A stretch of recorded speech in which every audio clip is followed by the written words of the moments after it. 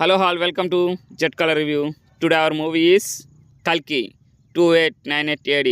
The starring by Prabhas, Amitabh Bachchan, Kamal Hassan, Rajendra Prasad, Deepika Padukone, and directed by Nag Ashwin. He was one of the director of Kalki movie. It's a big punch ఇచ్చారండి సినిమాకి మటుకు. ఇది ఈ cinema పెద్ద cinema అండి, 3 గంటల cinema ఇది. కానీ ఏ సీన్లో మనకి బోర్ అని అనిపించదు.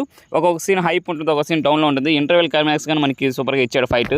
కానీ ప్రభాస్ అమితాబ్ బచ్చన్ మీట్ అయ్యేది ఫైట్ సీన్స్ అయితే ఒక గూస్ బంప్స్ ఉంటాయి. మనం ఎక్స్పెక్ట్ చేయొచ్చు ప్రభాస్కి అమితాబ్ బచ్చన్ మించి ఇంకా ఎక్కువ ఫుల్ ఫోర్స్ ఇవ్వచ్చని. కానీ ఏంటంటే అది ఎందుకు అలా చూపించారు, ఎందుకంటే ఆయన బిగ్ బీ కాబట్టి ప్లస్ అశ్వత్థామ కాబట్టి ఆయన బీట్ చేయాలని చూస్తాం కదా రాజమౌళి సినిమాలో హీరో కంటే విలనే ఎక్కువ ఉన్నట్టు. కానీ ఆయన విలన్ కాదు, కానీ ప్రతిదిగా మనకి దాన్ని చూపిస్తారు. ఫస్ట్ హాఫ్ అంతా కంప్లీట్లీగా సైన్స్ ఫిక్షన్ యాక్షన్ ఫిలిమే, దీని ఎటువంటి డౌట్ లేదు.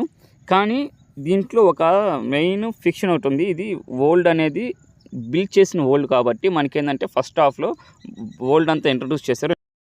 మనకి ట్రైలర్లో చూపించినట్టే ఈ సినిమాని మొత్తం ట్రైలర్లోనే రివీల్ చేశారు సినిమా మొత్తాన్ని.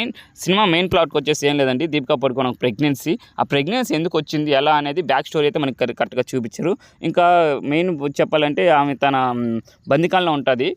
బందికాలంలో ఇప్పుడు కమల్ హాసన్ ఏంటంటే మెయిన్గా ఆయన సపోర్ట్ చేయలేడు కాబట్టి ఓల్డర్ కాబట్టి ఆయన ఒక టీంని ఎస్టాబ్లిష్ చేసుకుని ఆ సపోర్ట్తో ఆమెను బయట తీసుకురావాలంటారు.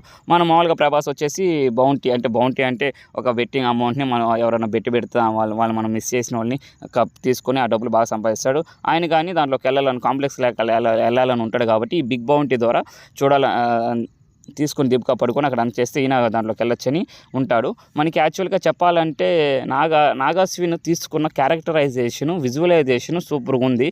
లింక్ చేసాడు మహాభారతానికి దీనికి. అది విజువలైజేషన్ అనేది ఎలా ఉందంటే ఎక్సలెంట్ కంపాటబిలిటీ ఇవ్వచ్చు, ఎందుకంటే ఆ థింక్ ఆఫ్ థాట్కే హ్యాండ్స్ చేసుకోవచ్చు.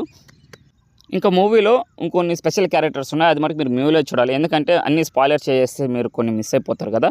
ఇంకా మెయిన్ విషయానికి వచ్చేస్తే ప్రభాస్ యాక్టింగ్ విషయానికి వచ్చేస్తే ప్రభాస్ యాక్టింగ్ ఎలా ఉంటుందో అంటే మనం ఆయన్ని న్యూ వర్షన్లో చూసినట్టు ఉంటుంది. అంటే ఇప్పుడు వరకు చూసిన సినిమా వేరు, ఇప్పుడు ఆయన చూసిన వర్షన్ వేరు. అలాగే Amitabh Bachchan is one of the actor. ఈయన ఆ క్యారెక్టర్కి ఆయన ప్రాణం పోసారు అశ్వత్థామకి. ఆ క్యారెక్టర్లో అశ్వత్థామ ఎలాగే ఉంటాడు అంటే ఎలా ఇప్పుడు కృష్ణుడు మనకి ఆయన అలాగే అనుకుంటాం, ఇప్పుడు యముడికి యమదొంగలో ఆయన ఎన్టీఆర్ అనుకుంటాం. ఇలాగే అశ్వత్థామకి is one of the Bachchan అని మనం చెప్పుకోవచ్చు. ఇంకా మరొన్ని క్యారెక్టర్స్ విషయానికి వచ్చేసి రాజేంద్ర ప్రసాద్ కానీ ఆయన మొదలే యాక్టరే కదా, ఆ యాక్టింగ్కి కుమ్మేశాడు. ఇంకా మెయిన్ మ్యూజిక్ అండి, మ్యూజిక్ బ్యాక్గ్రౌండ్ స్కోర్ ఇంకొద్దిగా ఉండాలి, ఎందుకంటే ఆ మ్యూజిక్ అనేది అక్కడక్కడ మనకి ఏంటంటే డిస్టర్బెన్స్గా ఉంటుంది మ్యూజిక్ అనేది. నాకు ఎందుకు డిస్టర్బెన్స్ కనిపించిందంటే నేను ఫస్ట్ ఫ్యాన్ షోకి వెళ్ళాను కదా, ఈ ఫ్యాన్ షోలో ఏంటంటే ఆడియన్స్ అరుపులకి ఆ మ్యూజిక్కి కొద్దిగా నాకు క్లమ్జీగా అనిపించింది. నాకు అలా ఉంటుంది. మీ ఎక్స్పీరియన్స్ ఎలాగుందో మీరు కామెంట్స్లో మెన్షన్ చేసుకోవచ్చు.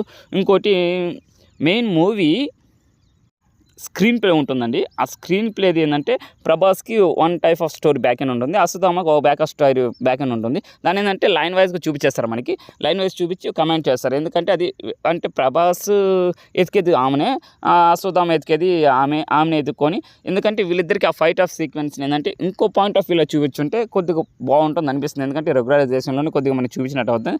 కానీ ఏంటంటే నువ్వు కొత్తగా బల్క్ చేసిన లొకేషన్స్ కాబట్టి ఇదే చూపిస్తే ఆడియన్స్ కన్ఫ్యూజ్ అవ్వరు అనే విషయంలో దీన్ని చూపించారని నా mind of view. Me mind of view ఎలా ఉందో మీరు కామెంట్స్లో మెన్షన్ చేసేయండి. ఇంకా మెయిన్ విషయానికి వచ్చేసి visuals and screen play and graphics అయితేనేమి మార్వలెస్గా ఉన్నాయండి. ఇది ఒక చెప్పాలంటే టాలీవుడ్కి మరో పాన్ వరల్డ్ మూవీ అయిపోతుంది ఇది మరి ఇంకోసారి. ఇంకా సినిమా ఇస్ ఫ్యాంటాస్టిక్. మూవీలో క్యామియో క్యారెక్టర్స్ ఇచ్చేసారు కదా మెయిన్ వాళ్ళు. ఇప్పుడు ఒక హింట్ ఇస్తా, ఆర్జీవి, మిగతావి మీరే చూసి నాకు కామెంట్ ఇచ్చేసేయండి. ఎలా ఉంటుందంటే సినిమాలో నాగాశ్విన్ తీసుకున్న రైటింగ్స్ ఎలా ఉందంటే ఆయన రాసుకున్న రైటింగ్స్ లాజిక్స్ అయితేనేమి, మూవీ కాంప్లికేషన్స్ అయితేనేమి, సైంటిఫిక్గా చూపించడం ఏముంది, మైథాలజీని అటాచ్ చేయటం ఏమున్నది, అతను ఆ స్టోరీ రాసుకున్న లైన్ ఏంటంటే వెయిట్ చేసినందుకు ఒక మంచి ఊపున్న దమ్మున్న టాలీవుడ్ సినిమాకి అందించేసాడు ఈయన. ఇంకో మెయిన్ విషయానికి వచ్చేస్తే సినిమాలో క్యారెక్టరైజేషన్స్ని అంటే ఈ క్యారెక్టర్కి ఈయనే పర్ఫెక్ట్, ఈ క్యారెక్టర్కి ఈయనే పర్ఫెక్ట్ అని తీసుకోవటం కానీ ఒక డైరెక్టర్కి ఒక ఛాలెంజ్ ఇష్యూ ఉంటుంది. ఇది ఈ సినిమాలో ఆయన చేసిన ఫస్ట్ బిగ్గెస్ట్ సక్సెస్ఫుల్ స్టెప్ అనుకోవచ్చు. ఎందుకంటే మనం కమల్ హాసన్ గారిని చూసాం. కమల్ హాసన్ గారిని ఆయన చూపించిన విధానం కానీ ఆయన ఇచ్చే డైలాగ్ వర్షన్, ఆయన ఫేస్కి ఆయన ఇచ్చే డైలాగ్ వర్షన్కి కొద్దిగా గంభీరంగా ఉంటుంది. ఎందుకంటే ఆయన కొద్దిగా ఓల్డ్ ఏజ్ కదా, కొద్దిగా లో ఆఫ్లో ఇస్తే బాగుంటుందని. కానీ అక్కడక్కడ కొంచెం గంభీరంగా వచ్చినట్టున్నది. ఇంకా ఆయన కొత్తగా ఈ కాంప్లెక్స్ మన ప్రపంచం ఫ్యూచర్లో ఇలా తయారైపోతుందా అని మనకే రియలైజ్ అయిపోయి మనమే ఇంకా చెట్లను ఎలా నాటాలి, మన ఆక్సిజన్ మనమే పెంచుకోవాలి అనే రియలైజేషన్ నాకు మైండ్లో థాట్ అయింది. మీకు ఇలాంటి ఏదన్నా మైండ్లో థాట్ వస్తే నాకు కామెంట్ చేయండి. ఇది 10 మంది షేర్ చేద్దాం. మన భూమిని మనమే రక్షించుకోవాలి, మన భూమి ఇలా అయిపోతుందా అనే ఆ పాయింట్ ఆఫ్ వ్యూ నుంచి వచ్చిన థాట్ ఈ స్టోరీకి మనం రెస్పెక్ట్ ఇచ్చి మన న్యాచురల్స్ని మనం కాపాడుకోవాలి. ఇది ఈ మూవీలో నాకు తెలిసిన main view. Thank you so much for. ఇది కంప్లీట్గా సినిమా హాల్లో చూడాల్సిన సినిమా. డోంట్ ఎంకరేజ్ పైరసీని ఎంకరేజ్ చేయొద్దు.